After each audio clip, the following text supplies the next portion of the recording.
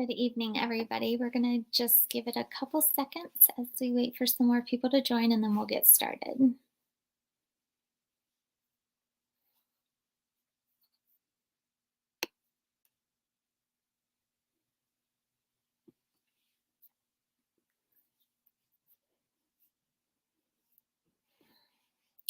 Thank you all for joining me tonight. We are going to give it one more minute and get some more people logged in, and then we'll get started.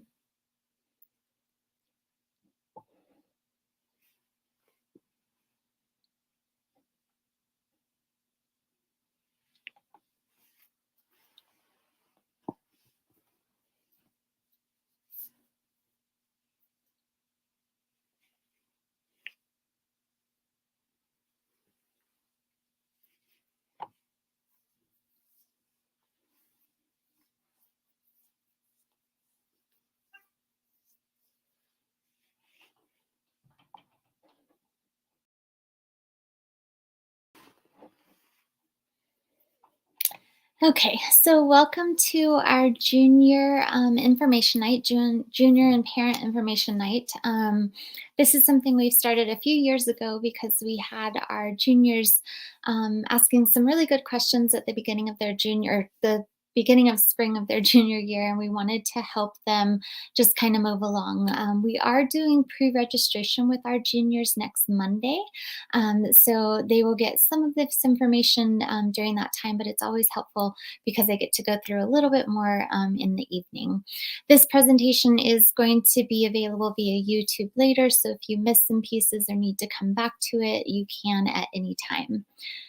So to get started, I like to start off with our graduation requirements, and this is because we're really in the final stretch. It may feel like graduation is a long way away, but hopefully it is going to go smooth sailing from here. Um, all of this information, again, will be shared with your student, but they can see their graduation requirements. They can see everything. We are going to give them a transcript on Monday during their English class, so they can bring that home. But you can also find transcripts and graduation status on Parent View and Student View.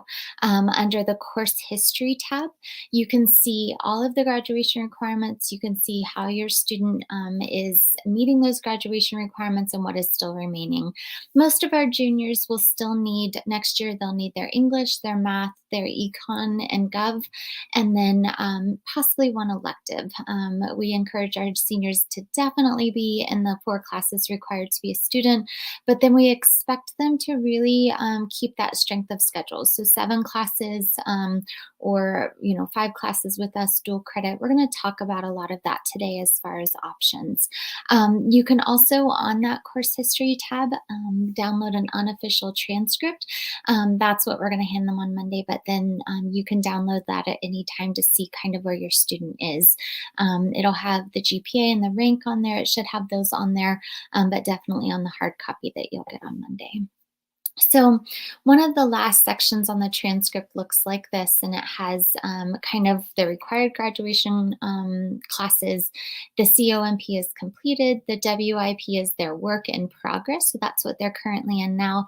And then you'll see a need column. So it's important for all of us just to kind of keep an eye on that to make sure there's no surprises come next year, that we can get them on track.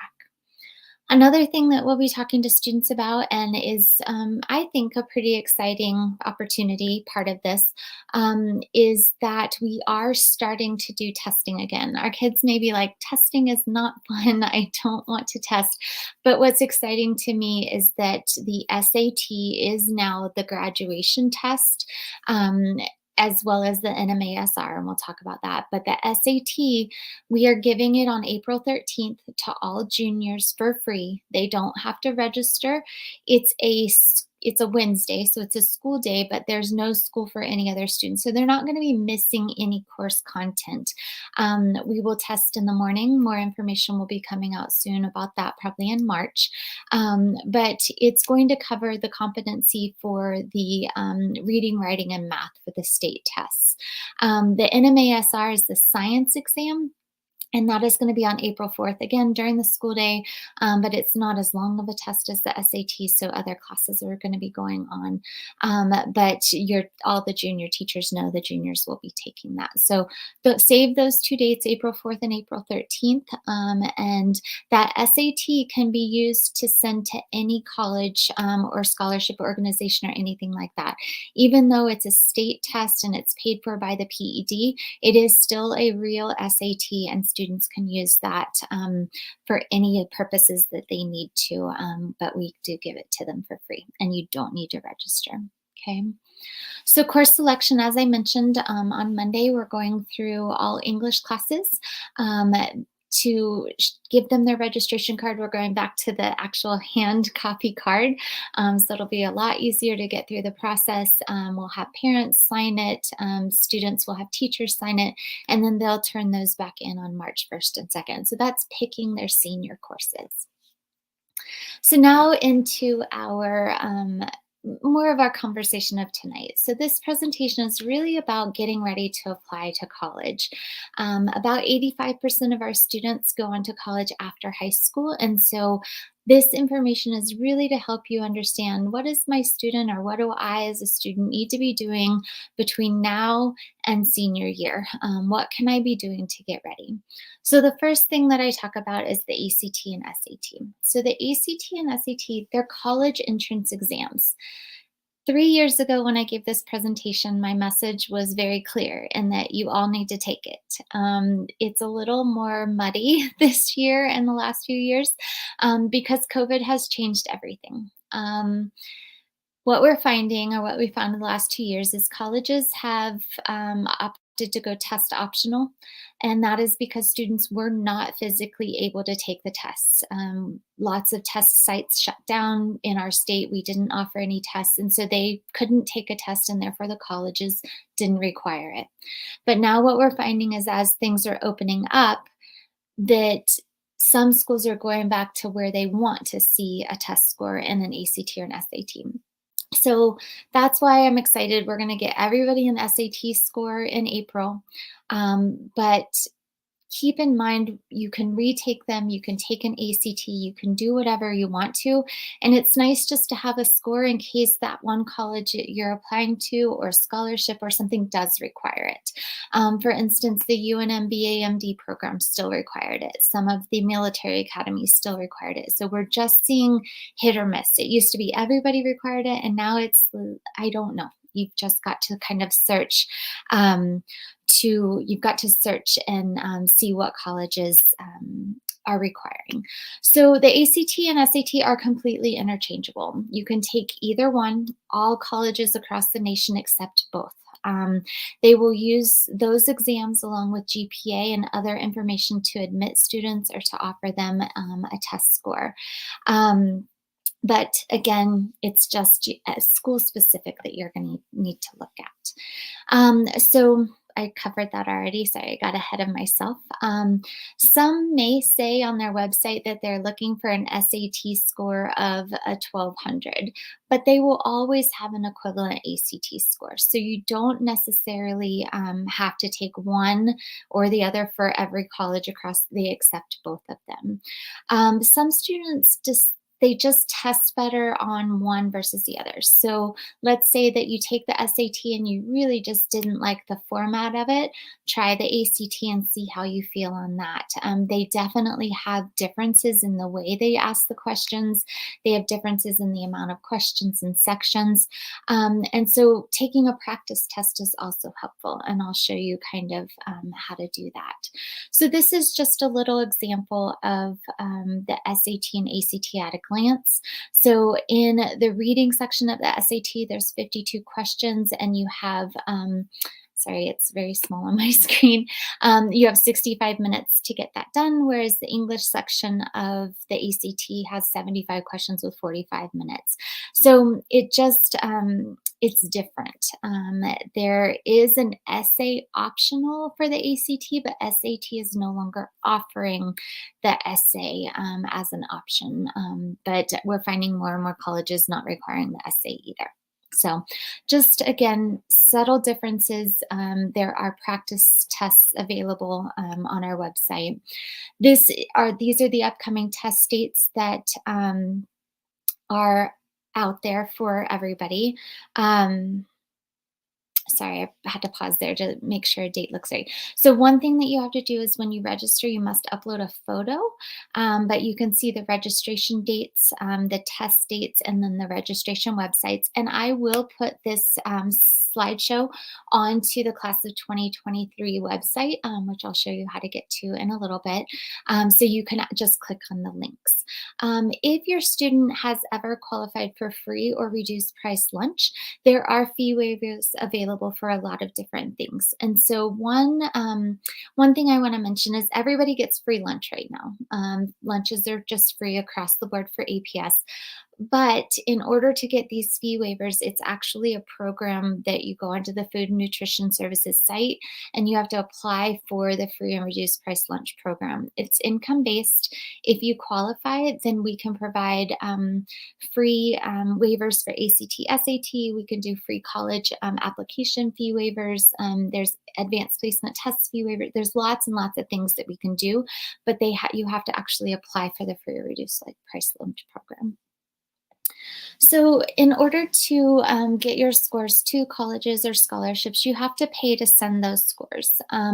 But what's nice is when you register for the SAT or the ACT, you get to list 4 colleges to send your scores to for free. That is very helpful because after that, it is $13 to send your scores to your ACT scores to schools, and it's $12 to send your SAT scores. It can get costly. If you're a student or you are thinking about sending it to 10 colleges, then you can imagine, and that's $12 per score per college. So it can get pricey. So if you have 4 colleges you know you're going to be applying to, go ahead and send it to them for free. And that is true also for the tests that we're taking in April. So have students start thinking about what 4 colleges you'd want to send it to for free. I do have some students that say, I kind of don't want to send my scores for the first time. I just want to take it, no pressure, nothing like that. And that's fine. You do not have to send your scores, but just know that you'll have to pay it later. Sending multiple scores to a college and showing them that you're interested in that definitely shows that interest in college and demonstrated interest and can help when you're in the application process. If they say, hey, this student has been sending us their scores for the last 6 months or 8 months, then it can definitely show that you're interested in that college. So what scores do colleges use? So they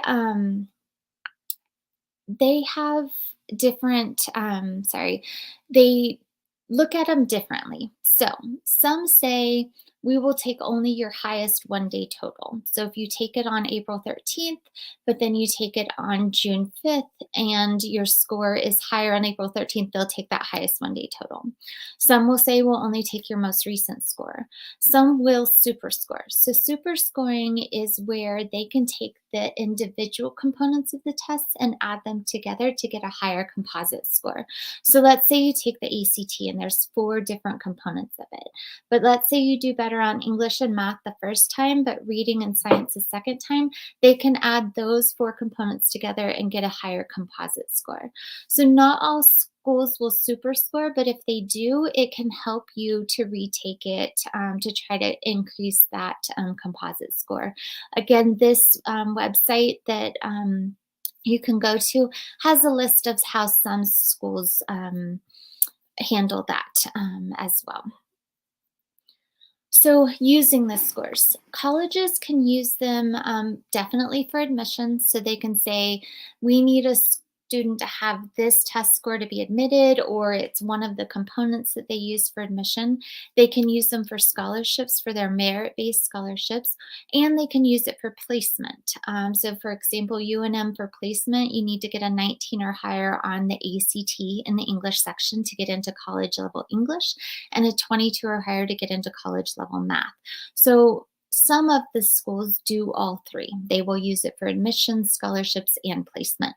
So it's one of those things that is nice because it's a standardized test across the nation. So if I take it here in New Mexico and I have somebody in North Carolina take it, I know how educationally prepared those two students are.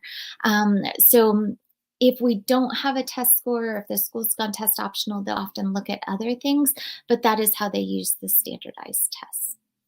This one may be hard to see, but I find it extremely helpful because so many of our students have always taken the ACT that my brain is like keyed into what ACT numbers are. Now that the majority of our students are going to take the SAT, I still have to do little conversions in my head. So you can see if a student has a 24 on the ACT, it's equivalent to an 1160 on the SAT. So that just is helpful if you're looking at a college site and maybe they say we need a 24 ACT, but you took the SAT, you can kind of see what that means. So again, this will be posted on our website so you could take a look at it. So I often get asked the question, well, how can I prepare for the SAT or how can I practice for the ACT? Both sites have really good free practice tests.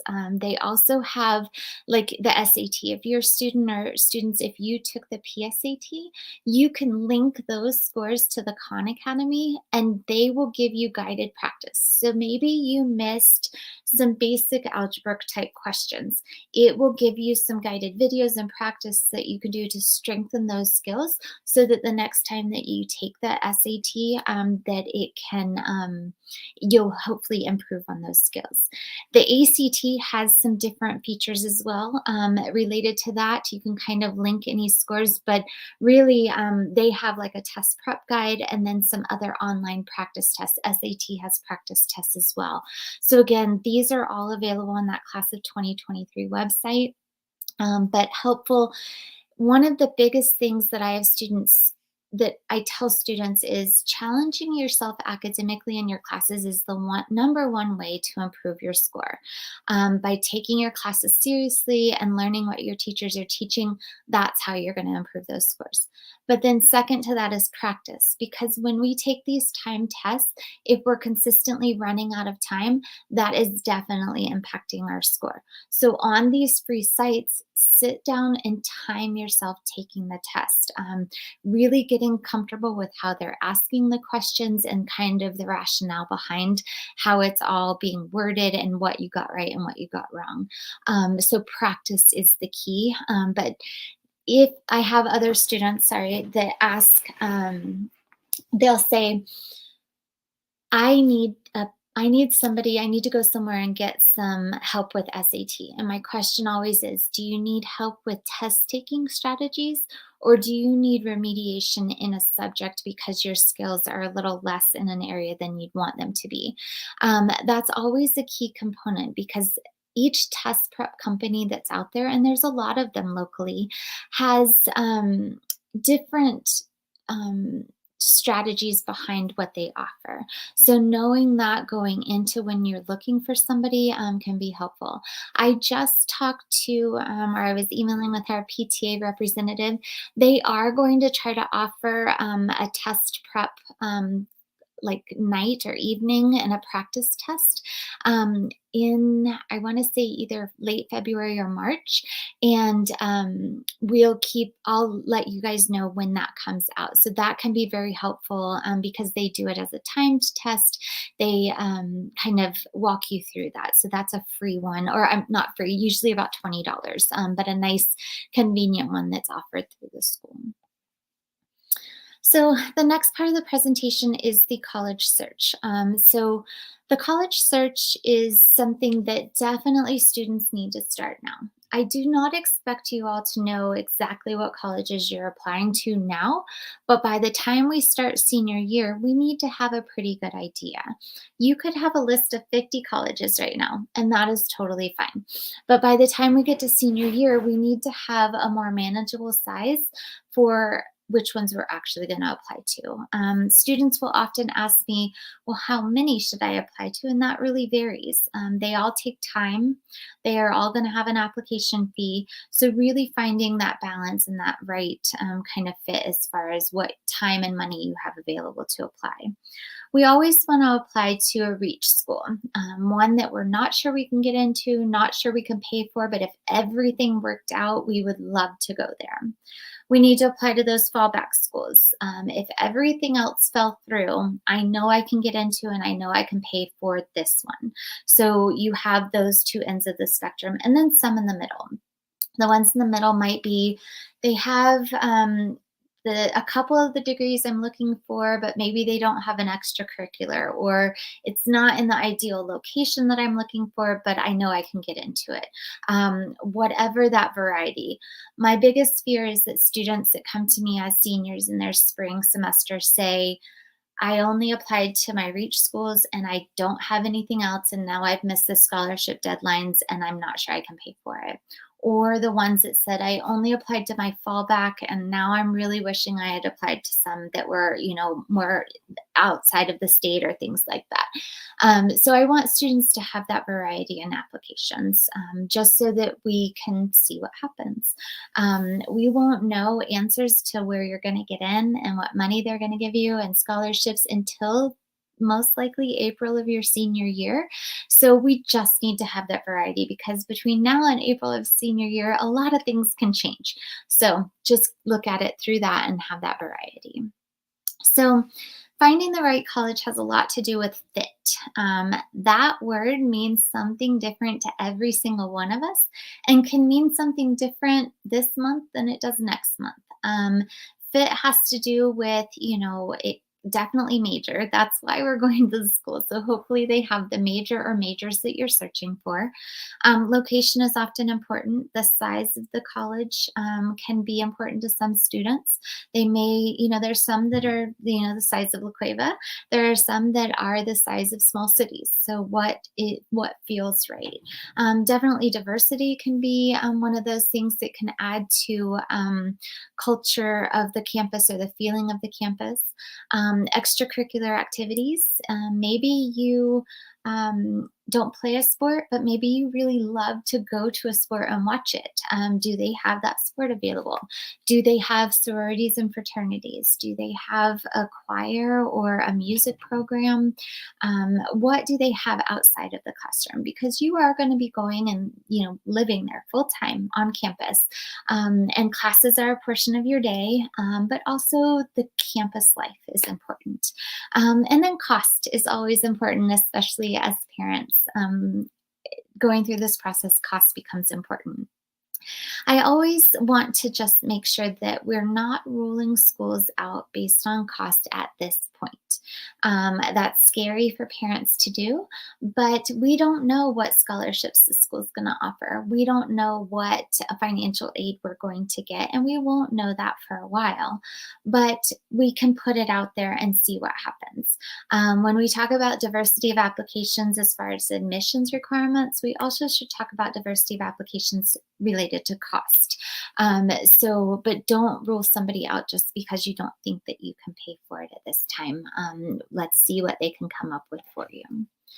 So doing research. If you have the opportunity to go visit a college, go visit them. Stepping foot on campus can be very powerful. I worked in California for 10 years, and I took students on field trips to all of the UCs and Cal State schools. And a student said, I want to go to Cal State Chico. That is my school. I love it. We applied, she got admitted, and we happened to have a field trip there. And she went and she says, I hate it here. And I'm like, okay, let's regroup and refocus, and kind of got her onto a different track. But if you have the opportunity to go visit, if you don't have the opportunity to visit every school, Try to visit some locally. Going to UNM or NMSU or some of our surrounding states to visit a college, you're going to hear what they have to say about their campus, and you can say, oh, I really like this, and I really don't like that. And you can look at other colleges on your list through that lens. So that's something that I would definitely encourage you to do throughout the spring and summer, to just get some exposure to what's available out there. Keeping track of everything you learn about a school is often difficult. If you've ever been to a website and you look at a school and you learn this, this, and this, but you go onto the second site, by the time you get to the third school, you're gonna be like, did that first school have this, or did this school, you get lost in it? So there on our Class of 2025 website, there's a worksheet that you can fill out and just keep notes on. You can keep it in your notes on your phone. You can keep it in a spreadsheet.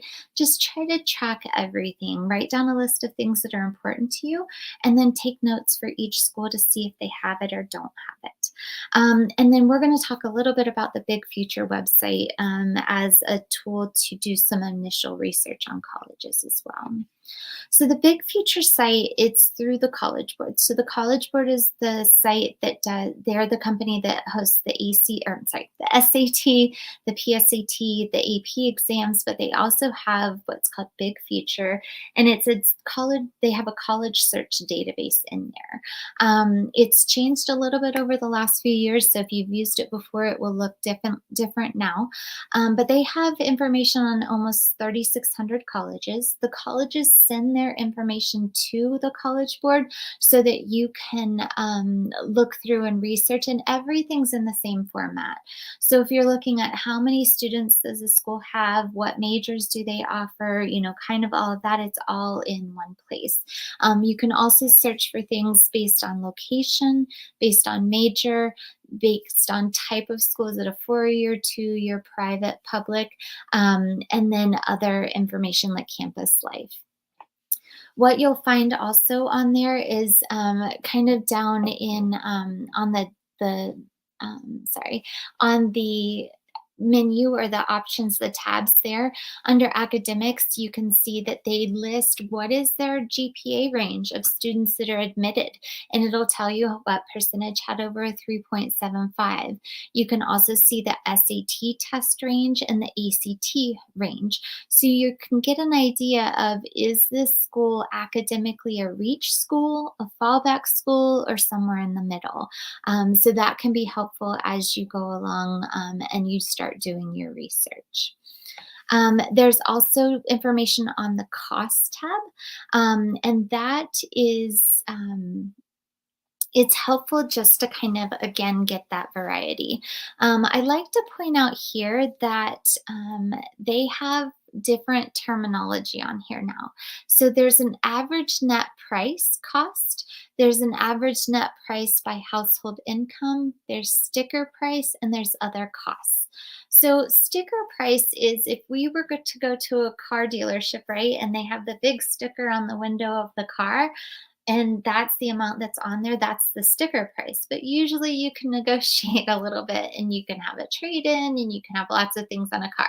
You can't do that necessarily at college, but other things come into play with the colleges. So you can have scholarships, you can have financial aid, you can choose a less expensive dorm, you can choose a less expensive meal plan, so things can change. So if you're looking at this, if you were looking at this college, which I think was Colorado State, what we would be looking at is the out-of-state tuition, and then the other costs, the housing, the books, the personal expenses, and transportation. All of those combined is about $44,000 a year. Again, that's the sticker price. Once we get, some maybe scholarships in there or financial aid, it brings it down. And then you can look at the average net price by household income to kind of see where you might fall. But you can see the biggest difference on that sticker price is whether it's in-state or out-of-state tuition. If it's not here in New Mexico, you're going to be paying that out-of-state tuition cost. If it is here in state, we definitely have that option. You definitely will have that lower tuition price because we pay state taxes into the state system and our state schools are funded by that. So the out of state cost will bring it up a little bit.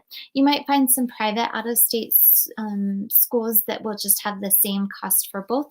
And that is definitely an option because they don't have an in-state versus an out-of-state rate. I do see a question in the chat, and it is recorded. Basically, this that we're recording right now is on YouTube, and at the same link, it will be available from now on. So you guys can go back to it at any time. So this is that example of worksheet that I talked about a little while ago. A link to an actual downloadable form is available on that Class of 2025 website, which I'll again tell you about in just a second. But this one, it should be a Google Doc that you can make a copy of and you can edit it. So this one of the examples is, do they have a sorority, sorry, it says campus activity or things like that. You can delete that out and put something that's important to you. Make this worksheet your own of things that are important to you. You don't have to use this form, but just it gives you some ideas of things to start tracking as you're doing your research.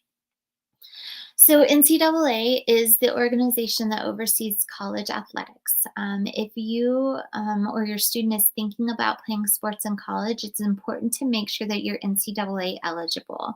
NCAA eligibility, at the end of your junior year, you can register with the eligibility center, and you go through, and it's a pretty extensive application. It takes a while to sit there and get through all of it, but it definitely is needed, and it lets coaches know that you're interested in a certain sport, but then it also lets them know that you are meeting the requirements to become eligible.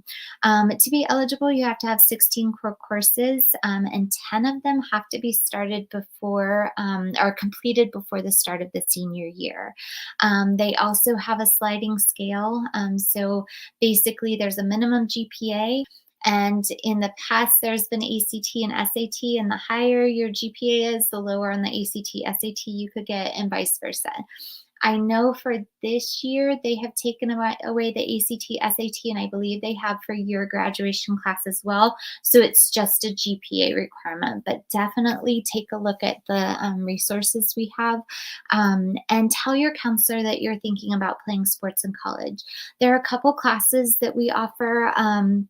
One of them is financial literacy in the senior year, and the other one, I believe, is transition to college math, but I might be mistaken on that one, but that are not NCAA eligible. So if you're looking to get those 4 years of your math class done, but you're thinking about playing sports in college, then we definitely need to make sure that we have a course that's going to work for that. So just tell your counselor you're thinking about playing sports, and we can definitely get you on the right track with that. So college applications, what you'll see is that some applications will open up over the summer, but many of them will not open up until the fall of your senior year. As far as deadlines, you'll find that usually the earliest ones we see are October, but most are November, December, but some go into January, February as well. So nothing that you need to rush and do right away. And even once we start that senior year, we've got a little bit of time. So just having that list available by the time you start your senior year. So components of the application. The actual application needs to be filled out, and there's different ones. So every school has their own specific application, but we have some schools that use what's called the Common App, and it's accepted by over 900 colleges throughout the nation. None of our in-state schools do that. They have their own specific one. But if you're looking out of state, I would suggest going to the commonapp.org and seeing if they accept that. If you have 2 or more colleges that accept the Common App, you can fill it out once, you select what colleges you want it to send to, and it sends it electronically. It's a very extensive application. You put in your counselor's information and they'll write a letter of recommendation and upload it along with your transcript. Your teacher will write a letter of recommendation and upload it, and you'll fill out all of yours and it sends it electronically. So if you have 2 or more colleges that use the Common App, it can definitely save you some time. School-specific ones, there are systems like the Applied Texas application accepted by most of the Texas schools. The University of California system has an application. The Cal State system has an application. But it's really just important to look at all of your colleges and figure out what application you need to do for each one of them. Of course, a component of the application is the deadline. We talked about that a little bit. Some schools will require an essay, not all of them, but some of them will. Some will ask for a recommendation, again, not all of them. They will typically want a transcript. One thing that we found this year is that some of the schools are just asking for self-reported GPA, and then they'll ask for a transcript later. So that's something that when you're filling out the applications, if they're asking you to put your GPA in, make sure you pull one of your unofficial transcripts off of Student View, or you come in and get a copy of it through Parchment, or you can request a copy, and make sure you're putting the correct information in there. The interview, portfolio, and resume are less likely to be required, but some schools still may ask for you to set up an interview with an admissions rep, turn in a portfolio, especially for our art programs, or a resume. We will go over all of this in a lot more detail at the senior parent meeting in the fall, and then our senior meetings in the fall. Those usually happen either the last week in August or the first week in September. As we get started into the school year, we'll have all the dates and deadlines for the senior year for more of our popular schools, and just a better overview of what's required. So we talked about this in the beginning, that one component there of who to apply to. Definitely the ones that mom and dad want us to apply for are huge considerations in this process. Students are often reluctant to apply to those, but just say, Ms. Chandler said to apply to Variety, and throw one in there. 5 to 8 colleges is usually enough, but cost should be considered. There are some that are free. UNM says if you do it before usually October 1st, it's free. After that, it's $25, but others can be up to $90 per application. Again, if students qualify for that free or reduced price lunch based on family income, there are fee waivers. Okay. Types of admission. Some schools will simply look at a GPA or the courses you completed and test scores. It's just if you have a 2.5 GPA, you're admitted. If you have a 3.0 and a 25 ACT, you're admitted. They'll just look at that and it's just a straight number. Others take what's called a holistic approach to admissions. And so all of the schools that accept the Common App admit students holistically. So they're gonna ask for test scores if you have them, your GPA, a full list of your course history, they're gonna ask for essays, letters of recommendation, interviews, other pertinent information, and they're gonna look at a student as a whole. So for students that maybe say, my GPA is not that great, but I have all of these extracurriculars, my test scores are strong, a school that admits holistically might be a good option. It can kind of paint a better picture of who the student is if one of just the flat numbers is not a good representation. So just a different thing to look at when you're looking at college admission sites is how do they admit? Here's some examples of admission criteria. So UNM, they strictly look at a GPA, and they will only look at unweighted GPA. 2.5 minimum GPA. They do look for the 16 core courses, which is our graduation requirements plus 2 years of a foreign language. If a student doesn't have 2 years of foreign language, they have a second round of admissions they can look at, but they are strictly numbers. NMSU has a couple different options. You can have a 2.75 GPA, and that is weighted, or be ranked in a top 20% of your graduating class, or have an ACT of a 21 or an SAT of 1060. So lots of ors there. New Mexico Tech says that they want a 2.5 GPA and an ACT or SAT score. I know last year they went test optional, so they might not require that test score, but this is kind of what's out there. But UC Boulder is a holistic review. So remember I said they look at you as everything all in one package. Then there's Texas Tech. They do it all of the above. So if you are in the top 10% of your class, or the first quarter with an ACT, second quarter with a test score, third quarter with a different test score, any of those, you're automatically admitted. So they look at just your numbers, rank, GPA, test score. If that you're automatically admitted. If you don't, then they have admission review, and that's where they look at you holistically.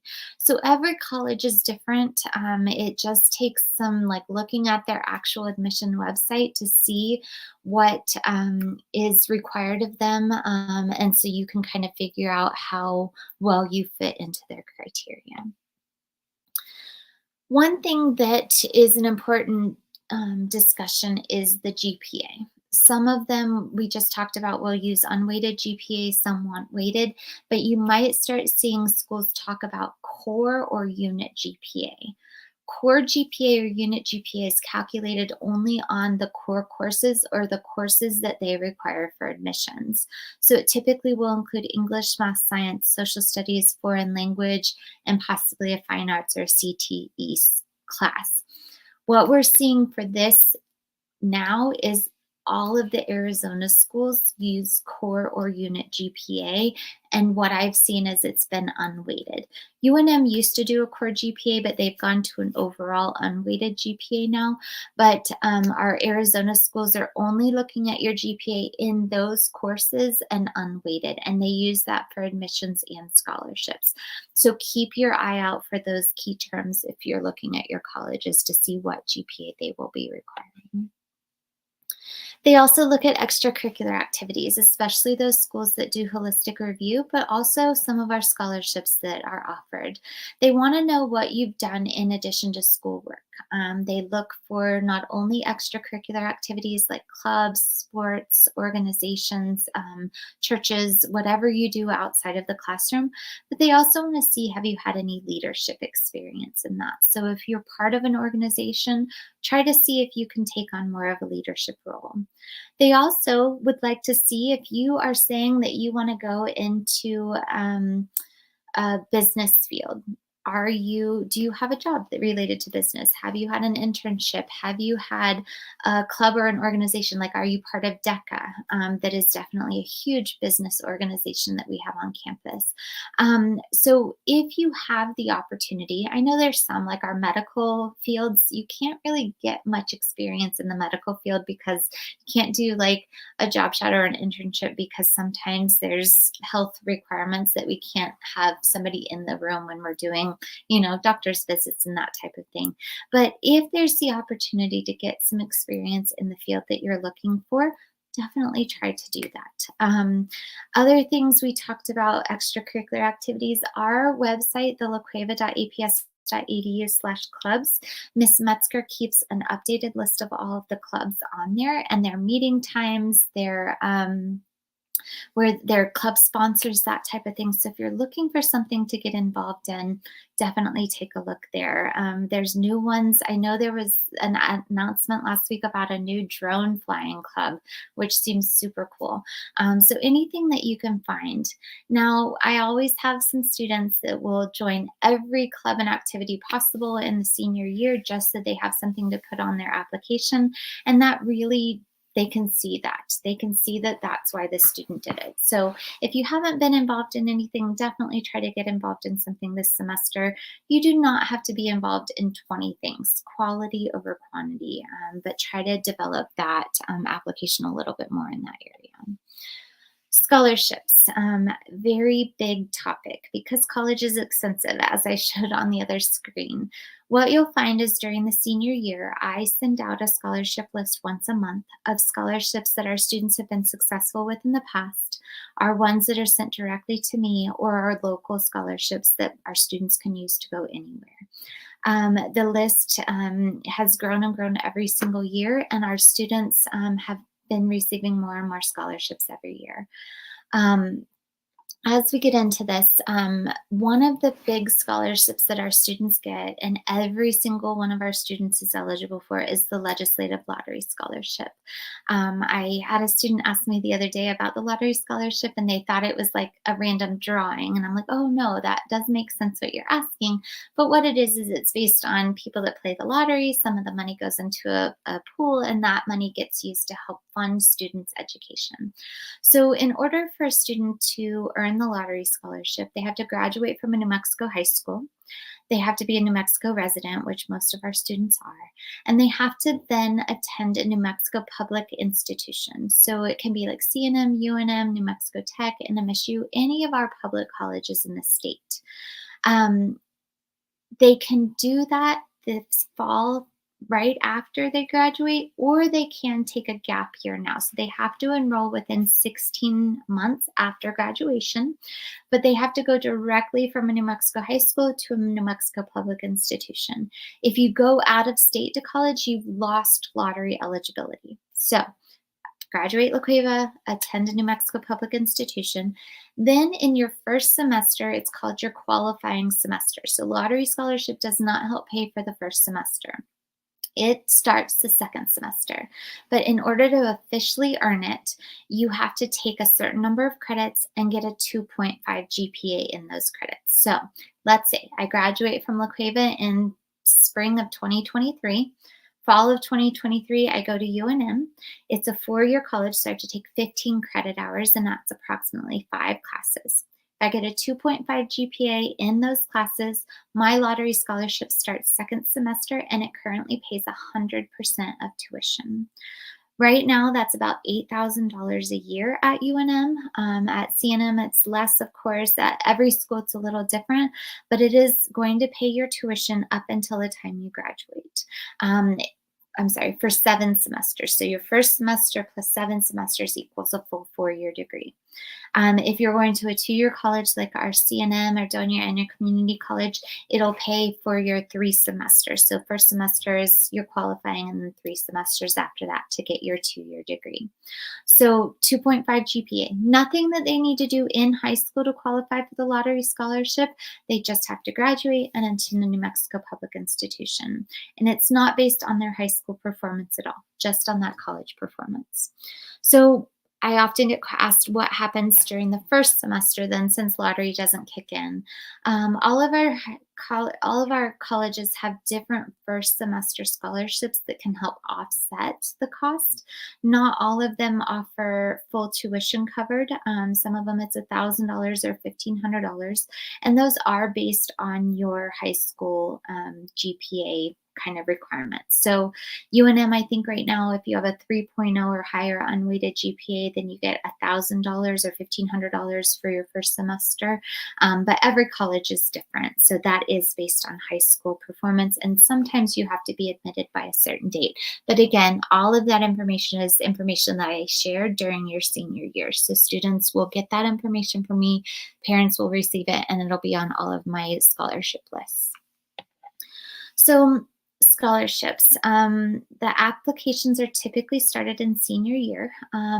You can apply through the college until you can apply in your senior year of high school all the way up until the time you graduate. When I was a student in college, my first 2 years, everything was covered. I was at a community college in California, and everything was taken care of. But then when I transferred over to the university, I needed help paying for college. And so I started applying for scholarships. I ended up getting $5,000 scholarships throughout that 2 years, and ended up paying for everything.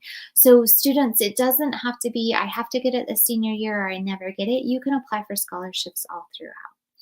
The vast majority of our students, the money that they get comes from school-based scholarships. So it might be the UNM scholarship or the NMSU or wherever they're going to school.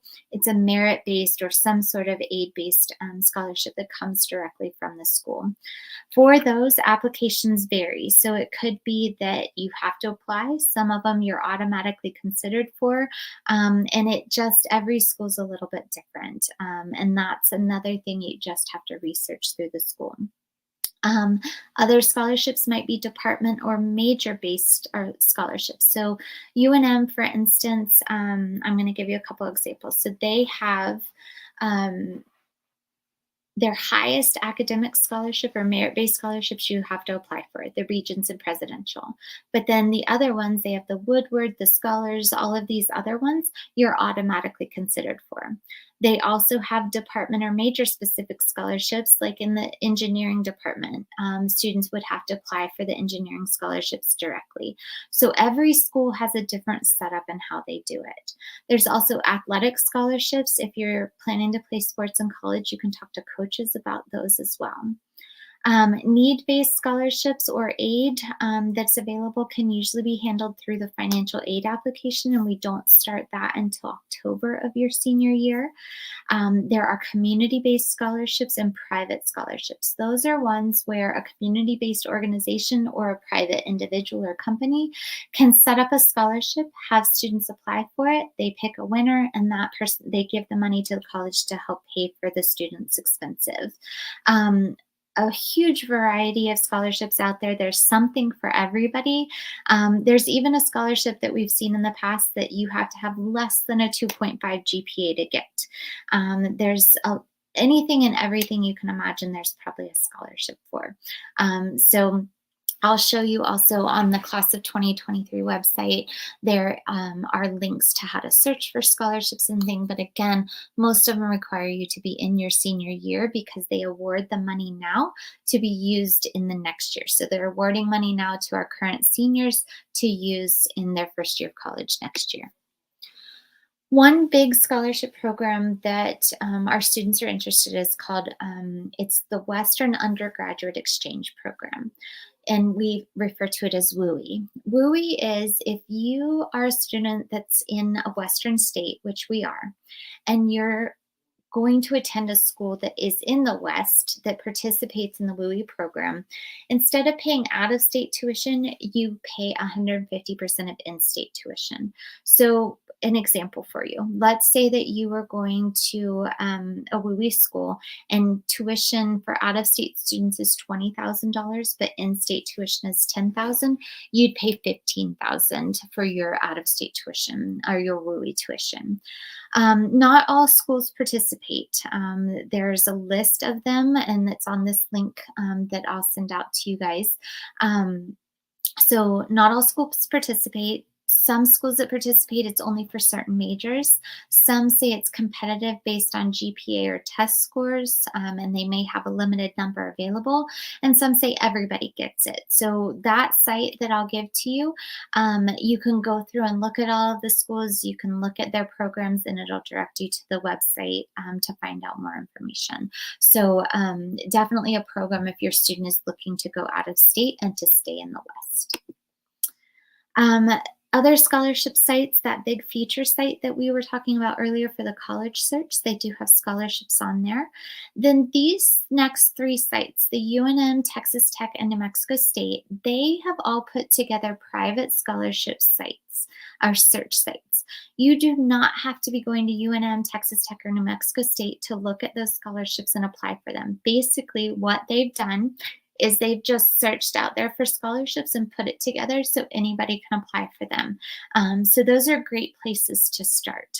Other sites like fastwebscholarships.com, different sites. The thing with those though is sometimes there's lots of advertisement and our students report getting a lot of emails, which can be somewhat annoying. So the other three sites, UNM, Texas Tech, and New Mexico State, you don't have to sign up to apply for any of those scholarships. And it's a nice place just to kind of look and see what's out there. This is one that every one of my juniors can start doing. The College Board, Big Future, that was that site we used to search for colleges a little while ago, has this program. It's a Big Future scholarship.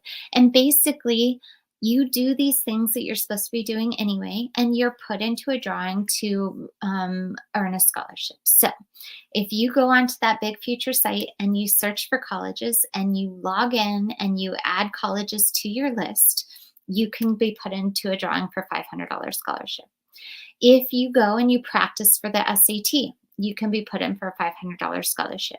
If you look at their scholarship list and you explore colleges or scholarships, if you strengthen your college list in the fall of your senior year after October, if you apply for the FAFSA, which is that financial aid application, and then if you apply to colleges, all of those are put into individual drawings of $500. But if you do all of them, you're put into a drawing for 40,000. We have had a couple winners of the smaller scholarships over the last few years. So don't think it's a nationwide program, but don't think just because it's nationwide, you won't get it. But this is something that you guys can be doing now. And again, that link will be in this presentation. So how are you going to get information? You're going to get a lot of information from me. You may not have heard from me a lot, but I really kick into high gear, and I make it my mission to help my seniors figure out the application, figure out what colleges they're interested in, scholarships, financial aid, deadlines, everything. So I do send out emails. When I send out an email to parents, it comes through the school messenger, which is how I sent out the link for this. And that will go to the parent's personal email. Students, the only way I have to email them is through Synergy Mail, and they access that through their Student View portals. But we also send out a lot of information through Remind. So and I use the Class of 2023 website.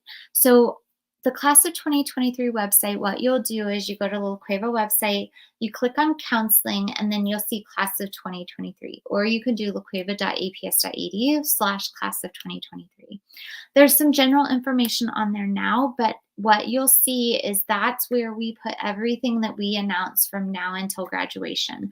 So when we do our cap and gown meeting, cap and gown information will be on there. When we do our scholarship list in the senior year, it'll be there. Anything and everything that we put, it just starts getting loaded on that website. So it's a nice thing to bookmark, check back often. Anytime I send out a remind or an email, it will usually reference you to this page as well. Once you become a senior, there's a senior icon on the homepage of La Cueva, and you can click on that to get there, but right now it goes to this year's senior page. Also, I mentioned Remind. So Remind is a service where we can send out text messages to students and parents with information. It's a quick text, so it limits us to like 140 characters. But usually I'll say, hey, Texas Tech is going to be here at lunch, or I posted a new scholarship list, or today's the deadline to apply to UNM and get it for free, or we have a parent night.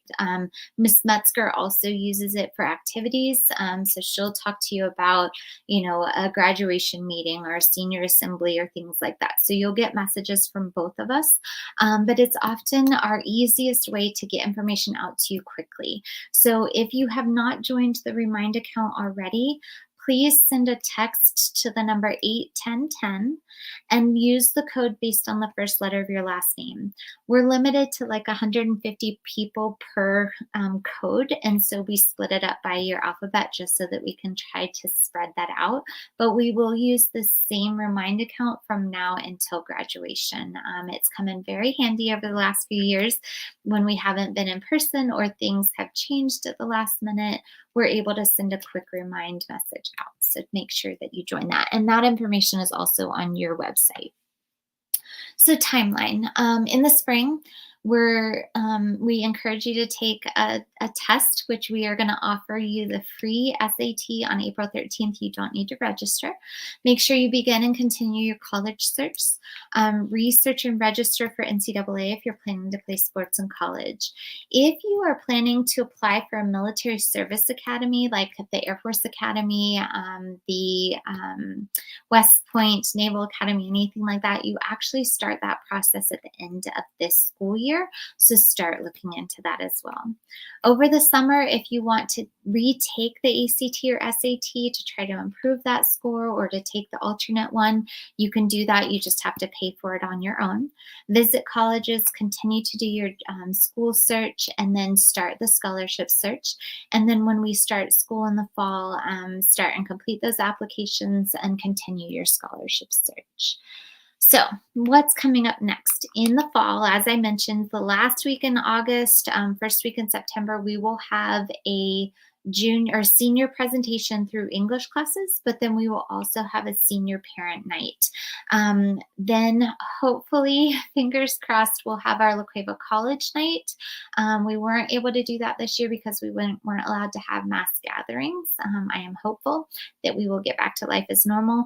Those are nice because you're able to visit with the college and find out last minute information about their application, to find out and research to see if they're a good fit for you and to make contact with them. Anytime there's a college rep on campus, or you can attend a virtual meeting, or you can go to a meeting downtown, these are usually the reps that are reading our college applications. So getting to talk to them and make a good impression and ask good questions really can have an impact on your application, a positive impact. We will also in October have a financial aid or a paying for college night where I talk a lot more about scholarships and financial aid, but you don't need to do anything with financial aid till after October 1st because that's when your application opens up. And then at the end of the year, usually in April, we'll do a graduation meeting and a transition to college. So those I really hope to walk you through everything step by step as we go throughout the year. So you should be able to type questions into the chat box on YouTube. I did see one come through earlier, so I am going to hang out here for a little while. If anybody has any questions, you can also always email me, and you can go to my website. So my email is deborah.chandler@aps.edu, and you most likely have gotten emails from me. If you don't have my email, or if you want to set up a time for us to meet, if you go to the La Cueva website and click on counseling, you'll see my name highlighted. You can click on that, and there's a way to set up a virtual meeting with me if you're a parent. If you're a student, you can just put in a request to see me. Students, you can also pop down. We're not allowed to have parents on campus yet for meetings, but we can definitely do it virtually and set that up. A lot of the questions that students will have will be answered through our pre-registration presentation on Monday. But then after that, if we have more questions, you guys can definitely chat with me. So if you have any other questions, like I said, I'll take comments via the chat. And if not, then thank you very much for spending your evening with me.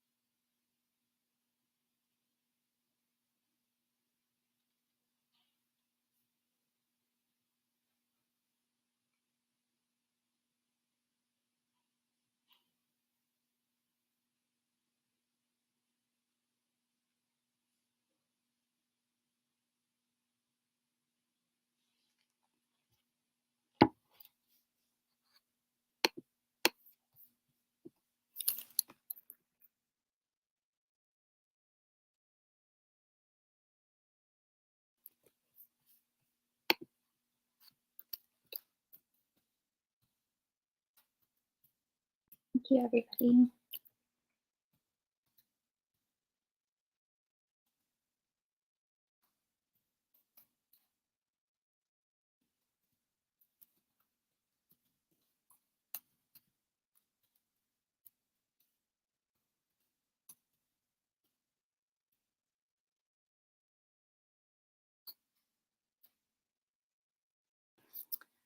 Good question. So if a student takes dual credit, can that affect their scholarship eligibility? So it won't affect initial scholarship eligibility, but the grades in those classes can impact the lottery scholarship or other scholarships after the first semester. So bad grades in dual credit classes still show up on a college transcript and impact that college GPA. So it will have an impact at some point, but it doesn't usually impact the initial eligibility. eligibility for the lottery scholarship here in state. They do show up, I'm sorry, they do show up on your high school transcript. So any college class that you take through dual credit shows up on your La Cueva transcript, so it will impact our GPA as well.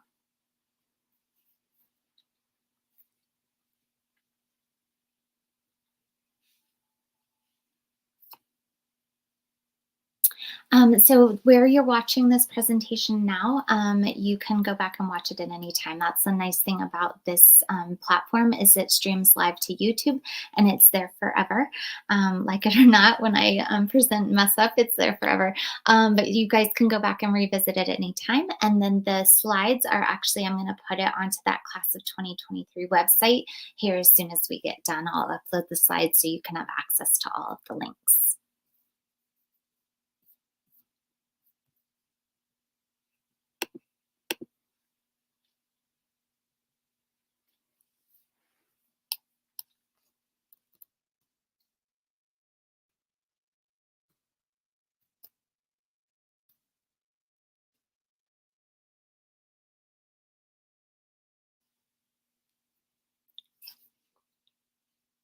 So I'll hang out for a few more minutes, but if you don't have any other questions, then enjoy your evening.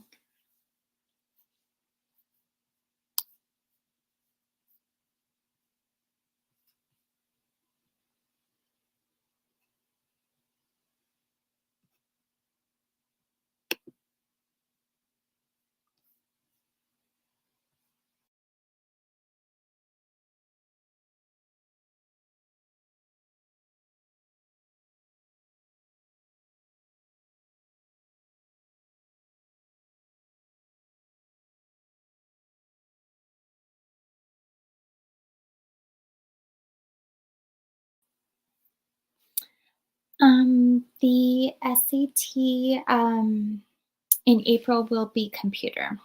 So it is a computer-based test. We gave that a few years ago, the last few years actually, and it's worked very well. Students have enjoyed that, but it is digital.